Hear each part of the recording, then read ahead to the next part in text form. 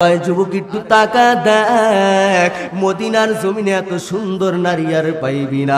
এই নারীর জন্য মদিনার হাজার হাজার যুবকরা পাগল হয়ে গেছিল। এই নারীর সাথে একটু জেনা কর। নিরুপায় হইয়া যুবক এবার ওই জেনা করা শুরু করে দেয়। আমার মায়ার নবী, রহমতের নবী ডাক দিয়া কয়, যুবক আমার দরওয়াজা থেকে আলাদা হা, আলাদা হ। এ যুবক, তোর মতো নাফরমান জিনাকার গুনাহগার বদমাশ আমি দেখি নাই রে যুবক। এই মদিনার জমিনে হাজার হাজার জিনাকার দেখলাম, হাজার হাজার গুনাহগার দেখলাম, তবে তোর মতো গুনাহগার দেখি নাই। এবার যুবককে আমার নবী দরওয়াজা থেকে তাড়া দিছে। কিছুদিন পর আমার মায়ের নবীকে জিব্রাইলের মাধ্যমে সালাম জানায়, কয় ও পয়গম্বর, আপনি কেন যুবকের তাড়াইছেন? আমি আল্লাহ জিব্রাইলের মাধ্যমে এই যুবককে ক্ষমা করে দিলাম। সুবহানাল্লাহ। ওগো নবীর উম্মতেরা হয়ে আজি দিশে হারা, কোরআন হাদিস ছেড়ে চলো যখন যাহা চাই মনে, নবী বিনে কে দরবে কুলসিরাত মিজানে।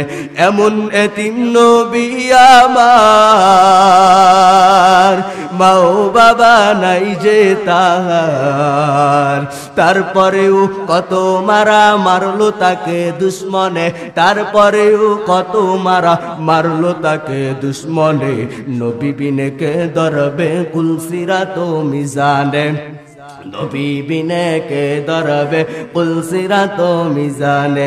চলো চলো চলো মুমিন চলো নবীর সন্ধানে। নবীর সাথে জান্নাত রাজি আছি না নাই? আসি আসি। কারা কারা আসি? হাত উঠান। আল্লাহু আকবার। আল্লাহ কবুল করুক। জোরে বলেন আমিন। হাত নামান। আল্লাহ তাআলা আপনার বান্দারা রহমাতুল লিল আলামিনের সাথে জান্নাতে যাইতে চেয়েছে। আল্লাহ আপনি আপনার বান্দাদের মনের অনেক আশাগুলো পূরণ করে নেন। জোরে জোরে বলেন আমিন। এ মুসলমানি বান্দার আল্লাহর গোলাম, ও পর্দার অন্তরালের আম্মা জানেরা, আজ আপনারা স্বামীর খিদমত করেন না। আমার মায়ার নবী বলে, ও মহিলার দল, তোমরা যদি জান্নাতে যাইতে চাও, এক নম্বরে তোমরা তোমাদের স্বামীর খিদমত করিয়া নাও। আল্লাহর পয়গম্বরের এক মহিলা সাহাবী আমার নবীর কাছে এসে কয়, পয়গম্বর আমি কার খিদমত করব আপনি একটু বলে দেন। আমার নবী বলে, ও মহিলা, তুমি তোমার স্বামীর খিদমত করবা। বর্তমান জমানার মা বোনেরা, আপনারা স্বামীর খিদমত করতে চান না? আম্মা জানেরা, ও মেহেন্দিগঞ্জের মা বোনেরা, সারা রাত বয়ান শোনার প্রয়োজন নাই। ও মা, একটা বয়ান দিলের কান দিয়া শুনে নেন মা, এই বয়ানটা আপনার হেদায়েতের জন্য হয়ে যাবে মা। ও মা, এক নম্বরে পর্দা করেন মা, মার্কেটের ভিতর দৌড়াইয়েন না। ও আম্মা জানেরা, দ্বিতীয় নম্বরে স্বামীর খিদমত করে নেন, ছেলে সন্তানগুলোকে দ্বীনের শিক্ষা দেন মা। আল্লাহর পয়গম্বরের মহিলা সাহাবী ডাক দিয়া কয়, ও পয়গম্বর, আমার স্বামীর আমি খিদমত করি, আমার স্বামী আমাকে বড় মহব্বত করে, বড় ভালো পায়। এবার পয়গম্বরের সাহাবী একদিন বাড়ি চলে আসলো। বাড়ি আসার পর ডাক ডাক, বিবি গো, আমায় এক গ্লাস পানি দাও। বিবি এবার পানি আনিয়া দেখে স্বামী ঘুমায় রয়েছে মা। এবার স্বামী পানির গ্লাস নিয়া বিবি দাঁড়ায় রয়েছে। দাঁড়ায় থাকার পর যখন স্বামী গভীর রাত্রে তাহাজ্জুদ পড়তে উঠছে, ওঠার পর তাকায় দেখে বিবি আমার বিছানায় হাজির। ডাক ডাক, বিবি রে, তুই এগুলো কি ঘুমাও না? ডাক দিয়া কয়, ও স্বামী গো, আমার মায়ের নবীর হাদিস শুনলাম। আমার নবী বলছে, স্বামীর মন খুশি করিয়া যদি কবরে যায়, ওই বান্দার কবর নাকি, ওই বান্দির কবর নাকি আমার আল্লাহ জান্নাত বানা দেয়। ও স্বামী গো, নবীর হাদিসের দিকে তাকাইয়া আপনার জন্য এতটুকু কষ্ট করলাম। এবার ওই সাহাবী ডাক দিয়া কয়, ও আমার আদরের বিবি, তুমি আমার কাছে এখন যা কিছু চাইবা আমি তাই দিয়া দিব। এবার ডাক দিয়া কয়, ও স্বামী গো, আপনি আমার জন্য একটু দোয়া করবেন, আল্লাহ যেন আমায় জান্নাত দিয়া দেয়। আর এই জমানার মা বোনেরা যদি হইতো, ডাক দিয়া বলতো, স্বামী গো, আপনি আমার জন্য ভালো ভালো শাড়ি নিয়ে আসেন, আপনি আমার জন্য ভালো ভালো গহনাগাটি নিয়ে আসেন, ঠিক না বা ঠিক? মুসলমান ইমানদার আল্লাহর গোলাম, ও যুবতীর দল, একটু তাকায় দেখ মা, কতদিন আর এই দুনিয়ার জমিনে বাঁচবেন আম্মা জান। আজ দুনিয়ার জমিনে দেখা যায় মা বোনেরা যদি একখানে হয় সেখানে তালমিল শুরু হয়। মহিলারা খালি দেখবেন বদনাম করে, এই দুই মহিলা যেখানে কলিকাতা সেখানে, ঠিক না বাড়ি? আম্মা জানেন, আপনারা বেজার হয়েন না, দুই মহিলা একসাথে হইলে প্রশ্ন করে, তোমার স্বামী কেমন? আরে ওইটা একটা বলদা, বলে কি বলে না? আবার প্রশ্ন করে, তোমার দেওর কেমন? ওটাই তো লুচ্ছা, এরকম বলে না? বর্তমান সমাজে মা বোনেরা কি যে দুই তিনজন মহিলা একসাথে হইলেই তাদের পুরা গোল মিটিং শুরু হয়ে যায়, কয় তোমার স্বামী কেমন? আরে ওটা একটা কি আর বলবো, ওগুলা বলে কোনো ভাষা নাই। তোমার শ্বশুরে কেমন? আরে ওটা একটা বুড়িয়া শয়তান, বলে না?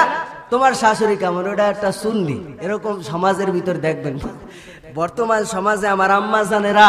আজকে আমি সর্ব জায়গায় মা বোনদেরকে নিয়ে বয়ান করি, আমি মা বোনদেরকে উৎসাহ দেই, কিন্তু কিছু কিছু কাজ কীর্তি তাদের সমাজে বলাই লাগে। প্রশ্ন করা হয়, তোমার যদি জিগায় ইমাম সাহেব কেমন, কারণ মহিলাদের কাছে কেউ ভালো না, ইমাম সাহেব কেমন?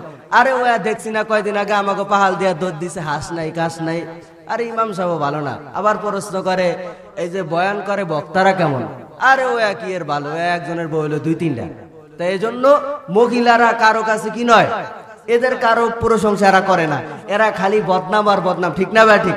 আম্মা জানেরা, আপনাদেরকে একটা নসিহত আজকে বলে যাই, আপনারা যদি এক নম্বরে স্বামীর খেদমত করেন আর এই পরের গিবত শিকায়াত বাদ দিয়া মা আপনি কবরে যান, রহমাতুল লিল আলামিন নবী বলে আপনার কবর রিয়াজুল জান্নাহ বানায় দিবে। আর আপনি পরের গিবত শিকায়াত কইরা মা কবরে গেলে কবরটা কিন্তু আপনার জাহান্নামের আগুন হয়ে যাবে। এজন্য আম্মা জান, আজকে আপনাদেরকে কিছু নসিহত করে যাই, দুনিয়ার জমিনে কয়দিন আর বাঁচবেন? কারণ এজন্য স্বামীর খেদমত করেন, ছেলে সন্তানদেরকে ইসলামের শিক্ষা দেন, মানুষ বানাইয়া তারপরে কবরে যান। জোরে বলেন ঠিক না ভাই? ঠিক।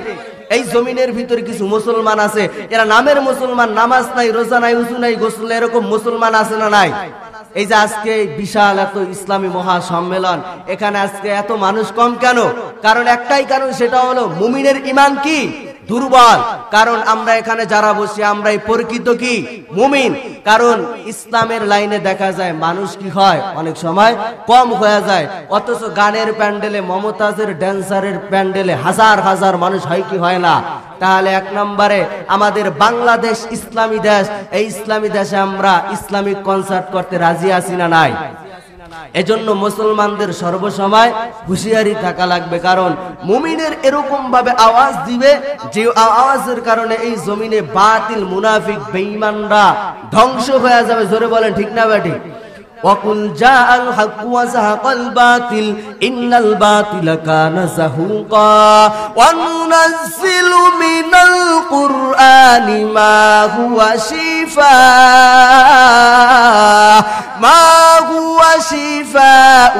ওয়া রাহমাতুল লিল মুমিনিন।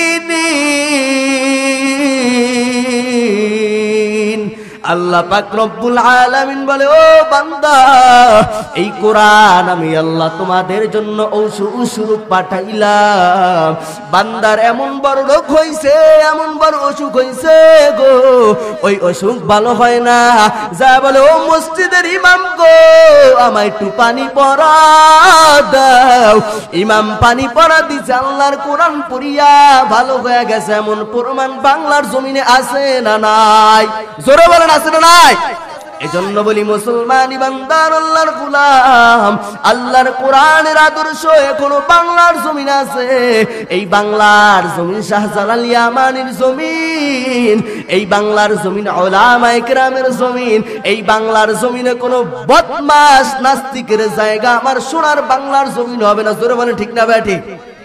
তোমার দে মুসলমান हो তোমার দে মুসলমান তোমার দে মুসলমান हो তোমার দে মুসলমান एक हाथ में तलवार एक हाथ में कुरान एक हाथ में तलवार एक हाथ में कुरान तौहीद से तुसीनत है अमानत है हमारा आसान ही मिटाना नामो में शाह हमारा আল্লাহর ওলি আব্দুল কাদের জিলানীর নাম আপনারা শুনছেন? কেডা কেডা শুনছেন? হাত জাগান। আল্লাহু আকবার, সকলেই শুনছেন। তাহলে আপনারা ওয়াজ শুনেন। আল্লাহর ওলি আব্দুল কাদের জিলানী রাহমাতুল্লাহি আলাইহি এত বড় বুজুর্গ, তার এলাকার এক চোর বাটপার চিন্তা করেছে সারা জীবন মানুষের বাড়ি চুরি করলাম, আজ আমি হুজুরের বাড়ি চুরি করব।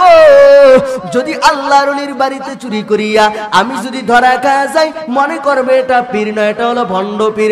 আর যদি চুরি করিয়া যদি ধরা না খাই, আমি বলবো এটা ভণ্ড পীর। আর যদি চুরি করিয়া ধরা খাই, তাহলে বুঝবো খাঁটি পীর। এবার চিন্তা করিয়া তার এলাকার চোর বাড়ির ভিতরে ঢুকে গেল চুরি করার জন্য। হিনকুদি আপনাদের এলাকায় যে মাঝে মাঝে শিনকুইদা চুরি করে না চোরেরা, ডাকাতেরা, এই চিন্তা করিয়া চোর এবার ঘরের ভিতরে শিনকুদিয়া ঢুকে গেল। ঢুকে যাওয়ার পর বাড়ি যায় মালসা বানাগুলো প্যাকেট করিয়া মাথায় নিয়ে রওনা দিছে। রওনা দেওয়ার পর টাকা দেখে যেই দরজা দিয়া হিনকুইটা ঢুকছে সেই দরজা লাগায়া গেছে। এবার তো চোরের পেটে পায়খানা শুরু হয়েছে। কিরে বাবা, আসলে এটা আল্লাহর ওলি। এই চিন্তা করিয়া চোরে এবার গাঁটটি মাথা তোর হালায়া দৌড় দিতে লাগছে। এবার দরজাটা খুলিয়া গেল। এবার চোরে মালের লোভে লোভে আবার গাঁটটিটা মাথায় নিল, আবার দরওয়াজাটা লেগে গেল। এবার চোরের দিকে ধাক্কা লাগছে, ডাক দিয়া কয়, কারণ আমি যদি এই গাঁটটি নিয়ে যাই তাহলে আমার কপালে লাথি আছে, কারণ আল্লাহর ওলির বাড়ি চুরি করতে আইছি, দুইবার ঘরের দরজা লাগিয়া গেছে, এখন আর আমার কি নাই, উপায় নাই। এই চিন্তা করিয়া চোরাই তৃতীয়বার যখন মাল সাল ওয়ানা দিছে, হঠাৎ করে ঘরের দরওয়াজা জীবনের তরে লেগে গেছে।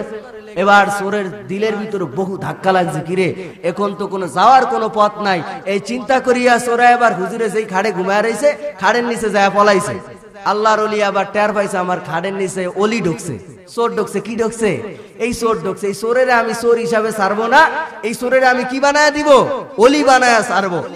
এই চিন্তা করিয়া আল্লাহর ওলি তাহাজ্জুদ পড়তে হচ্ছে। চোরের চিন্তা হইলো হুজুরে যেই সময় ফজরের সময় উজু কইরা যাই, উজু করতে যাইবো, আমি এক দৌড় দিব জীবনের তরে। হুজুরে তো চিন্তা করছে আমার খাড়ের নিচে এক পিসাব বইসে আছে। হুজুরে ওই দিন আবার কি করে না, উজু করে না, তায়াম্মম করে কি করে, নামাজ পড়তেছে। কারণ চোরে তো তায়াম্মমের বিধান জানে না। চোরে কা আসলে এটা ভণ্ড, উজু ছাড়া নামাজ পড়ে, কি কয় চোরে কা আসলে এটা আসলেই তো ভণ্ড। জীবনে এত আল্লাহর ওলি দেখলাম, এত উজু ছাড়া নামাজ পড়ে, আসলে তো এটা কি ভণ্ড। কারণ আরে চোরে তো পায়খানা করে পানি লয় না, এবার তায়াম্মমের বিধান জানবো কইতেন। এবার আল্লাহর ওলি সুন্দরভাবে তায়াম্মম করিয়া নামাজে দাঁড়াইছে। হঠাৎ করে চোরের দিলে ধাক্কা লাগিয়া গেছে। ওখানে বৈশা ঘামাইতে ঘামাইতে চোরের মরণের অবস্থা। এবার আল্লাহর ওলি তো মনে করে আমার খাড়ের নিচে একজন চোর আছে, এই চোরারে আমি এমনি এমনি ছেড়ে দিব না, এই চোরারে আমার মত ওলি বানায় ছেড়ে দিব। এবার সামদেশ থেকে একজন মেহমান আসছে, ডাক দিয়া কয়, ও আল্লাহর ওলি আব্দুল কাদের জিলানী, আপনার দরওয়াজা থেকে একজন আল্লাহর ওলি দেন, যে আল্লাহর ওলিকে নিয়া আমি সামদেশে কালেমার দাওয়াত দিব। এবার হুজুরে কয়, আমার খাড়ের নিচে এক আল্লাহর ওলি আছে, তারে বাইর করো। কি কয়, আমার খাড়ের নিচে এক পিসাব বৈশা আছে, সুন্দরভাবে তিনি তাহাজ্জুদ পড়তেছে, তারে বাইর করো। এবার সামদেশের মেহমান চোরার কান ধরে টাইনা বাইর করছে। বাইর করার পরে এবার চোরাই ডাক দেখায়, হুজুর আমায় ক্ষমা করবেন, জীবনে আর চুরি করব না। হুজুর বলে, বাবা চুরি বন্ধ করলে হবে না, চুরি বন্ধ করিয়া এখান থেকে আল্লাহর ওলি হইয়া তারপরে বাড়ি যাইতে হবে। এই কথা বলার পর চোরের চোখ করছে কপালে। কিরে বাবা, অন্য অন্য মানুষের বাড়ি চুরি করলে আগে থাবর কিলকুতা মারে কয়েকটা, কিন্তু আল্লাহর ওলি আমার আল্লাহর ওলি বানায় দিবে। চোরের চোখ উঠে গেছে কোথায়? কপালে উঠে গেছে চোরের চোখ। এই চিন্তা করিয়া চোরাই বলে, হুজুর আপনি আমায় ওলি বানায় দেন। এবার আল্লাহর ওলি ডাক দেয়া কয়, বাবা তুমি এবার আমার ঘর থেকে জামাটা নিয়ে আসো। আল্লাহর ওলি নিজের জামা চোরার গায়ে পরাইয়া চোরাকে এবার কোরআনের কিছু শিক্ষা দিয়া চোরাকে আমার আল্লাহ ওলি বানাইয়া দিছে। সুবহানাল্লাহ। ইয়া আইয়ুহাল্লাযীনা আমানু তাকুল্লাহ ওয়া কুনু মা'আস সাদিকিন।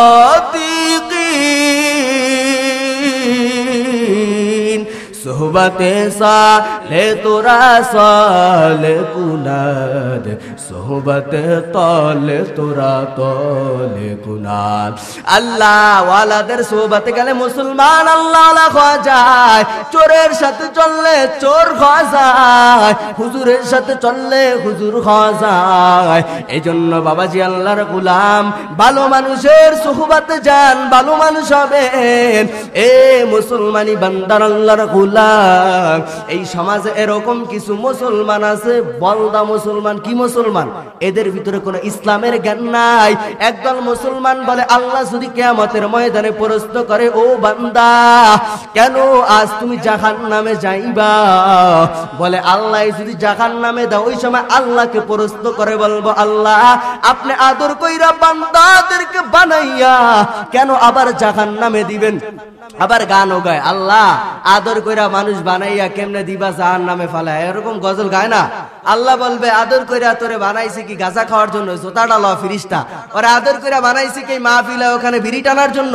ওরে আদর কইরা বানাইছি কি ঘরে বসে থাকার জন্য? ওরে আদর কইরা বানাইছি ওখানে মসজিদে মুয়াজ্জিন আযান দেয়, ওই ঘরে বসে নাকটাই না ঘুমাইবে এজন্য?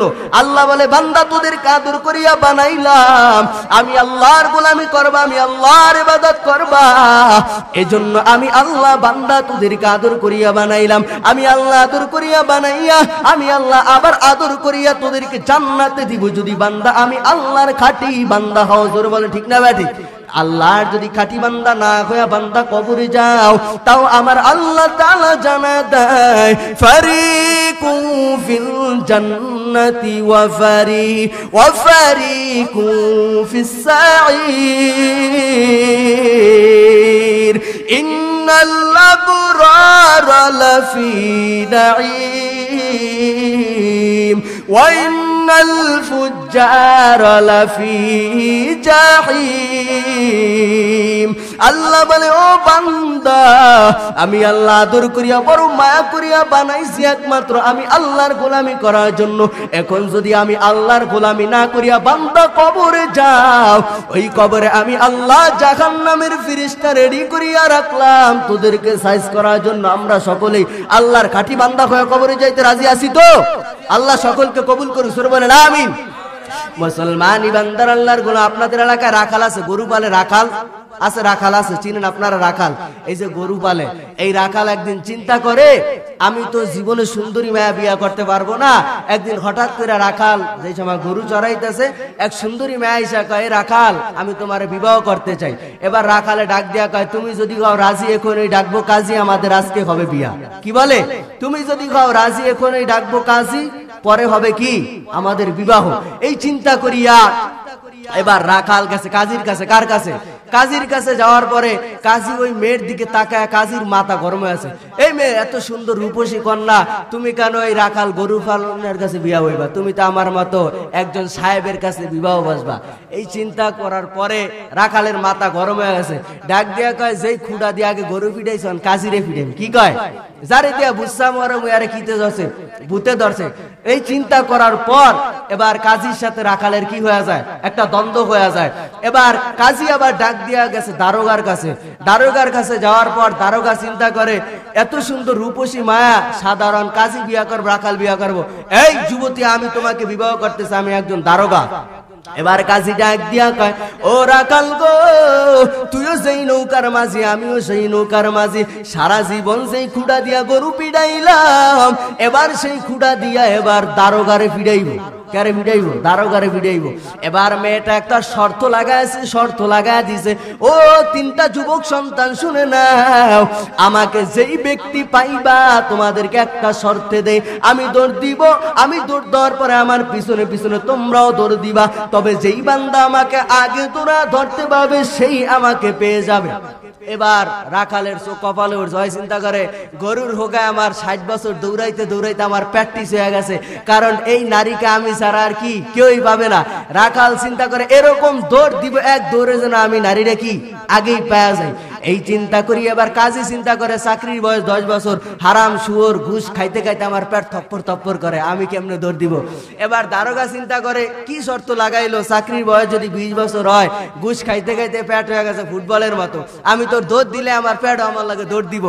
এই চিন্তা করিয়া কাজীও দৌড়ায়, রাখালও দৌড়ায়। হঠাৎ করে দৌড়াইতে দৌড়াইতে সামনে ছিল একটা পুষ্কুনি বান্দা, ওই পুষ্কুনিটা ওভারটেক করিয়া মেয়েটা ওপার চলে যায়। ওপার যাওয়ার পর এবার রাখালও দৌড়ায়, কাজীও দৌড়ায়, মেয়েটার প্রেমে পাগল হইয়া।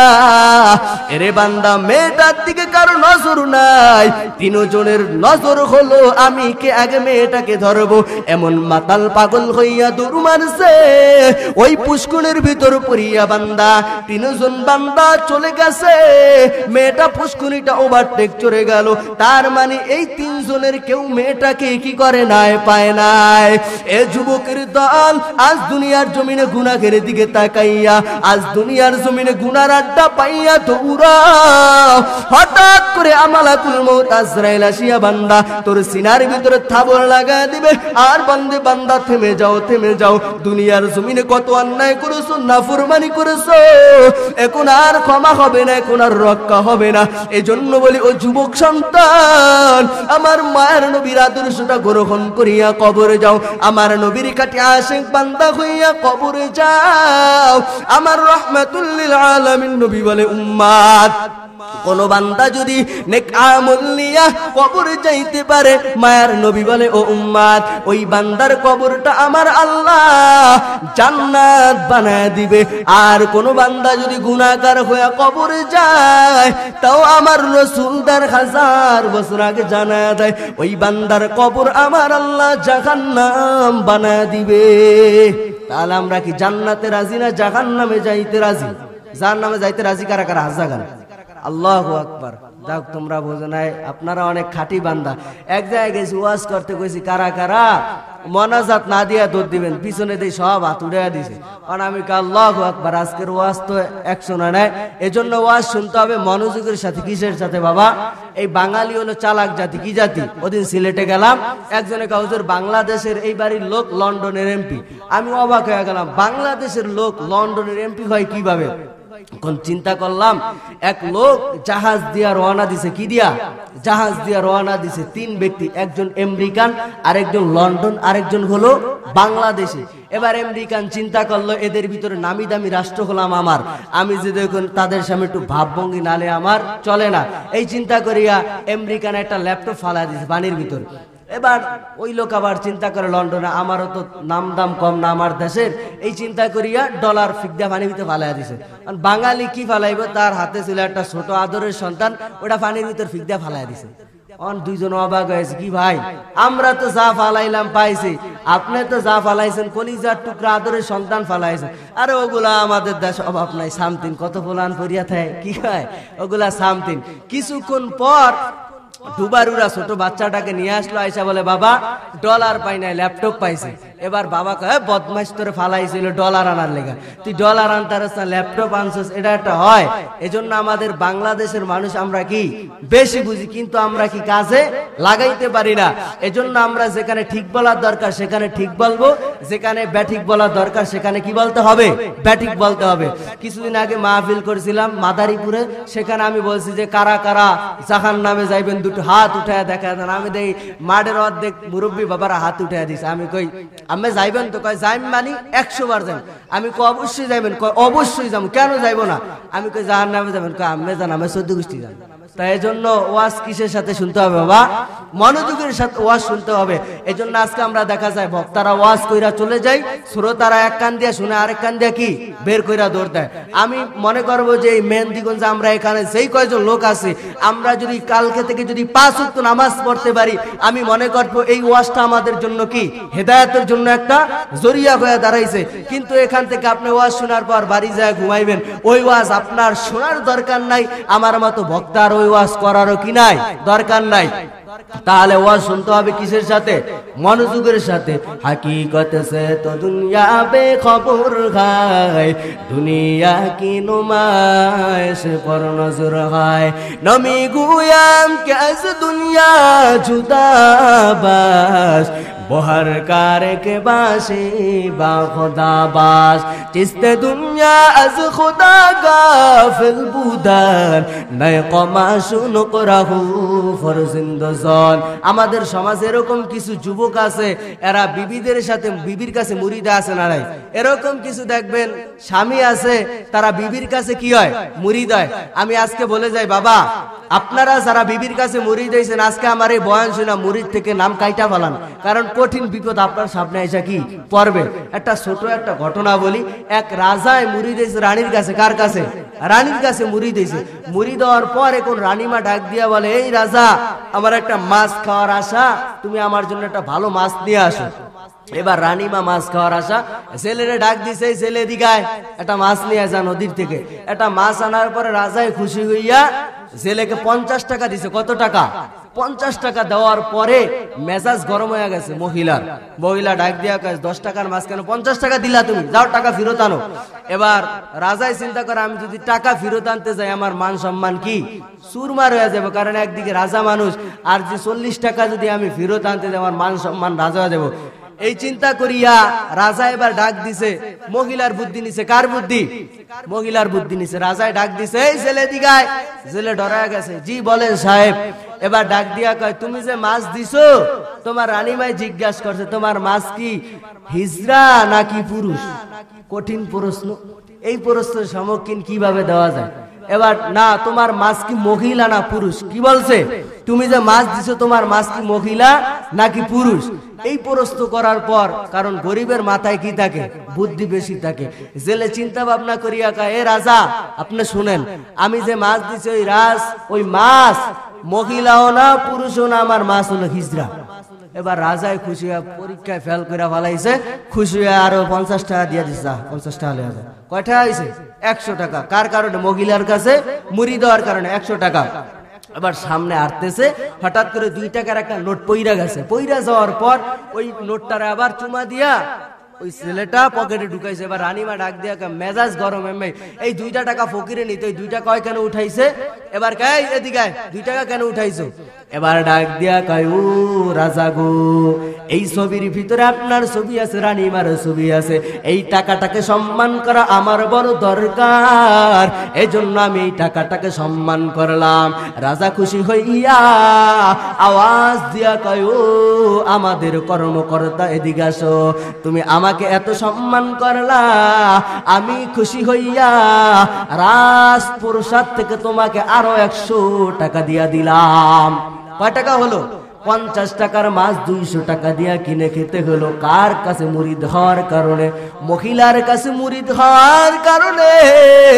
ও যুবকের দল, ও আম্মা জানেরা, আপনারা রাগ করবেন না গো মা, আপনারা বড় দামি মা, আপনারা হাফেজে কোরআনের মা, আলেমের মা।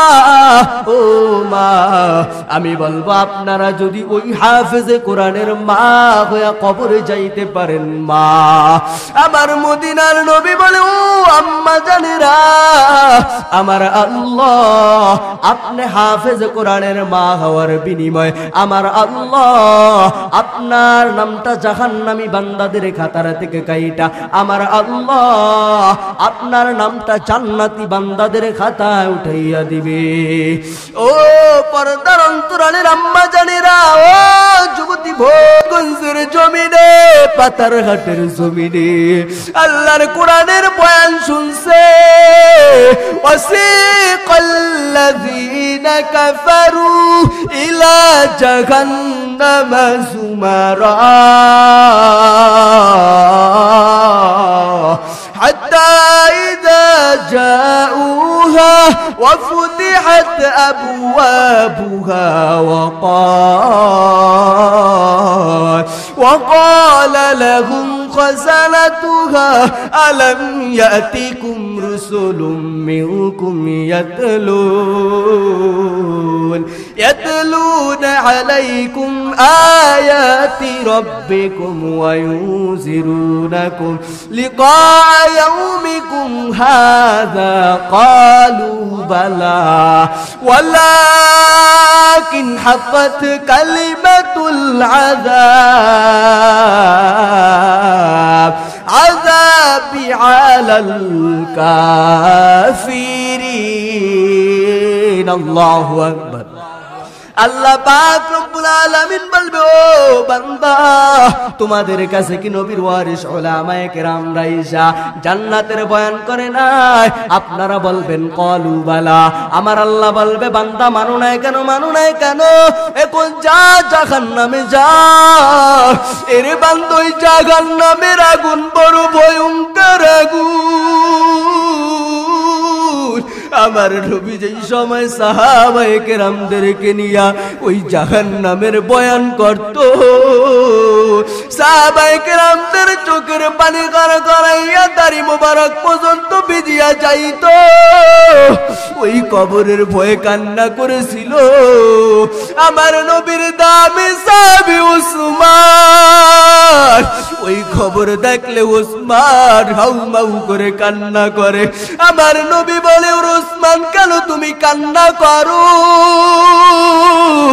উসমান বলে, ও পয়গম্বর, বান্দার ওই কবরে যদি গুনাহ নিয়া যায়, ওই কবর নামের স্থানে বান্দাকে যদি আমার আল্লাহ ক্ষমা করে দেয়, ওই বান্দার থেকে দামি আর কেউ নাই। ও পয়গম্বর, আমি এজন্য কান্না করি। আমার নবী ডাক দিয়া কয়, রে ওসমান, তোমার নামে তো আমার আল্লাহ জান্নাতের সুসংবাদ দিয়া দিছে রে ওসমান, তারপরও কেন কান্না করো? আমার নবীর জান্নাতের টিকিট পাসাবি ওসমান কবরে দেখলে হাউমাউ করে কান্না করতো। এরে মুসলমান যুবকের দল, আজ তোমার তো আমলও নাই, সেরকম চোখে পানিও নাই, আবার দিলে দিলে মাস্তানি করো। আমার মতো খাঁটি বান্দা কে আছে? আমার মতো খাঁটি আশিক কে আছে? আমার মতো খাঁটি বান্দা নবীর কে আছে? এজন্য বান্দা আমার নবী যেই সময় ওই সফরে রওনা করলো, আমার নবী আসার পরে বেলালকে ডাক দিয়া কয়, রে বেলাল, আইনা বেলাল, ও বেলাল, আমি জান্নাতে তোমার পায়ের সুসংবাদ পাইলাম, তোমার পায়ের আওয়াজ শুনলাম, আল্লাহু আকবার। আমার নবী ডাক দিয়া বলে, রে বেলাল, এমন কি আমল করো আমায় একটু বলো। এবার আফ্রিকার কালো সাহাবী বেলাল কান্না করে আর কয়, রে নবী, আমার ওরকম কোন আমল নাই, ও পয়গম্বর, আমার ওরকম কোন আমল নাই, তবে আমার একটা আমল, আমি প্রতিদিন ওযু করার পর 2 রাকাত তাহিয়াতুল ওযু নামে নফল নামাজ পড়ি। আল্লাহর নবী বলে, রে বেলাল, তুই ওই নামাজের বিনিময় আমার আল্লাহ তোকে জান্নাত দিয়া দিল। এজন্য মুসলমান বাবাজি, আল্লাহর গোলাম, দিলে যদি অহংকারী মুনাফিকি না থাকে, 5 ওয়াক্ত নামাজ করিয়া আল্লাহর নবীর খাঁটি আশিক বান্দা হইয়া কারা কারা কবরে যাইতে পারবা? 2 হাত উঠাইয়া আমার আল্লাহকে দেখায়া দাও। আল্লাহ তাআলা আপনি সকল বান্দাদের হাতগুলো কবুল করে নেন আল্লাহ। আল্লাহ তাআলা সকলকে নবীর খাঁটি বান্দা হিসাবে কবুল করে নেন আল্লাহ। এই জমিনটা আপনি ইসলামের জন্য কবুল করে নেন আল্লাহ। নদী বাঙ্গন থেকে গোটা এলাকাবাসীকে হেফাজত